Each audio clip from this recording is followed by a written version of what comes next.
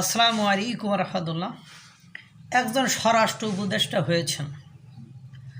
এই যে বৃদ্ধ বয়সে মানুষের কোনো কাজ কাম থাকে না, তাদের রিটায়ার্ড হওয়ার পরে তাদের ওই অফিসের যারা তার অধীনে কর্মরত ছিল বা তার অধীনে যারা কাজ করতো তারাই রিটায়ার্ড ম্যানকে সম্মান করে না।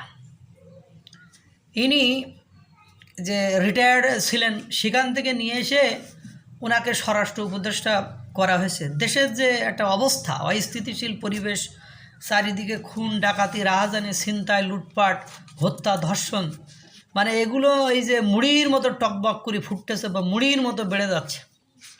গতকালকে বনশ্রীতে প্রকাশ্যে গুলি করে আপনার ব্যবসায়ীকে গুলি করে 200 ভরি স্বর্ণ লুট করে নিয়ে গিয়েছে। পাশাপাশি মোহাম্মদপুরেও ডাকাতি হয়েছে। এরকম সারা বাংলাদেশে তো আপনার গাড়ি ঘোড়া আটকে দূরপাল্লার গাড়ি আটকে তো ডাকাতি চলছে। তো উনি গতকালকে রাতে একটা প্রেস ব্রিফিং করেছিলেন। এই প্রেস ব্রিফিংয়ে উনি যে কথা বলেছে তাতে করে নিছক একজন দলকানা, একজন অন্ধ, একজন ভণ্ড বা একজন ক্ষমতালোভী ব্যক্তি ছাড়া এই ধরনের বক্তব্য কখনো দিতে পারে না। কারণ আপনারা জানেন ইতিমধ্যে সারা দেশে খুন ধর্ষণ ডাকাতি ছিনতাই চাঁদাবাজি হচ্ছে। সেখানে আওয়ামী লীগের কাউকে গ্রেপ্তার করেছে আপনারা শুনেছেন যে এই যে 6 মাসে এই যে খুন ডাকাতি ধর্ষণ রাজধানী ছিনতাই বাটপারি সিটারি এগুলো প্রকাশ্যে সিসি ফুটেজে দেখা যাচ্ছে।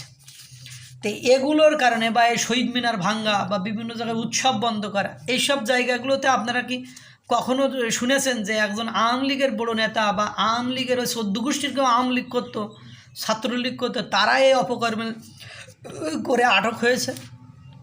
এই ক্ষেত্রে তো আমি তো দেখিনি, আপনারা দেখছেন কিনা সেটা আপনাদের ব্যাপার। তো উনি এই যে পরিবেশ পরিস্থিতি সামাল দিতে পারছেন না, তিনি বনশ্রীতে ওই ঘটনার পরে জরুরি সংবাদ সম্মেলন করে সেখানে তো বক্তব্য দিয়েছে। তাতে আমার মনে হয়েছে যে ঢাকা বিশ্ববিদ্যালয় সহ ইডেন কলেজ বা বিভিন্ন ছাত্রছাত্রীদের যে ইনার পদত্যাগের দাবি করেন বা ইনি যে আওয়ামী নিধন করার জন্য বা আওয়ামীদের বিপক্ষে কাজ করার জন্য বা একটা পক্ষকে দমন করে নিঃশেষ করার জন্য যে মাঠে আসেন বা এই পাগলামি করার জন্য রাখা হয়েছে, সেটা ওনার বক্তব্যে স্পষ্ট হয়। দেখুন, উনি বলছেন যেহেতু আওয়ামী প্রচুর টাকা দেশ থেকে স্থানান্তর করেছে, ওই টাকা এখন তারা ব্যবহার করেছে, এই টাকা ব্যবহার করে দেশকে তারা অস্থিতিশীল পরিস্থিতি করার চেষ্টা করতেছে। আমরা এটা কোনো অবস্থাতেই করতে দিব না। যারা এই কাজগুলো করতেছে তাদের আমি ঘুম হারাম করে দেব এবং তারা কোথাও কোনো স্থান পাবে না। তারা আমাকে তারপরে ছাত্রছাত্রী ওনার পদত্যাগ করতে বলছে, তারা আমাকে যে কারণে পদত্যাগ করতে বলে ওই কারণগুলো যদি উন্নতি করে দিতে পারি তাহলে তো পদত্যাগের প্রশ্নই ওঠে না। উনি তারপরেও পদত্যাগ করবেন না। ওনার এত ব্যর্থতা, এত খুন রাহাজানি ছিনতাই ডাকাতি লুটপাট, এই যে চারিদিকে এই যে মব জাস্টিস করার মাধ্যমে যে 32 নম্বর বাড়ি ভাঙচুর করলো, সেই সময় যে আপনারা বা সারা বাংলাদেশে ওই 5-6 ফেব্রুয়ারি যে এরম ভাঙচুর লুটপাট হলো, সেই সময় আপনারা যে আটকালেন না আটকানোর কারণে আপনি স্বরাষ্ট্র উপদেষ্টা, আপনি যে আটকালেন না আটকানোর কারণে ছিনতাই লুটপাটকারী ধর্ষণকারী এদের তো সাহস বেড়ে গিয়েছে। কারণ সুস্থ স্বাভাবিক মস্তিষ্কের মানুষ কখনো একটা প্রতিষ্ঠান ভাঙতে যায় না।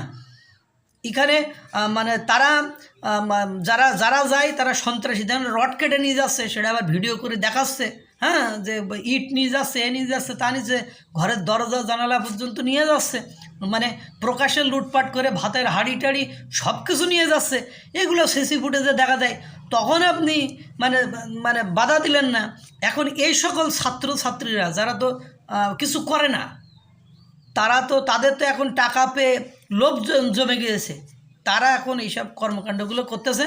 আর আপনি একজন স্বরাষ্ট্র উপদেষ্টা, একজন শিক্ষিত ব্যক্তি, আপনাকে আমরা ভালো বলে জানতাম, নিরপেক্ষ এবং নিষ্কলঙ্ক মনে করতাম। আপনি এই ধরনের একটা উদ্ভট একটা বক্তব্য দিলেন যেটা জাতির জন্য কোনোভাবে কাম্য নয়। আপনি জাতিকে গৃহযুদ্ধের দিকে ঠেলে দিচ্ছেন, এটা আপনি বুঝতে পারতেছেন না। স্বরাষ্ট্র উপদেষ্টা হয়েছেন এই বৃদ্ধ বয়সে এসে, আর সারা জীবনের সম্মানটাকে এভাবে বিসর্জন দেওয়া আপনার উচিত হয়নি। আল্লাহ তাআলা সকলকে ভালো রাখুক, সুস্থ রাখুক। আসসালামু আলাইকুম ওয়া রাহমাতুল্লাহ।